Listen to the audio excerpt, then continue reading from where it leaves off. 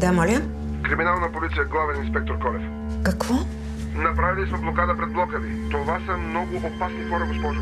Събирате всички пари в къщата. Хвърляйте парите, ще ги изпуснем, госпожо. Хвърляйте и залягайте, може да стане престрелка. Ало!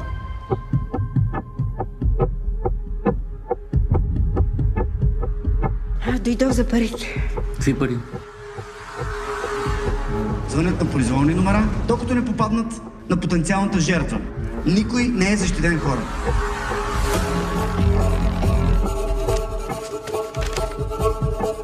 С колко време разполагам? Цял живот съм живяла според правилата. Какъв е смисъл?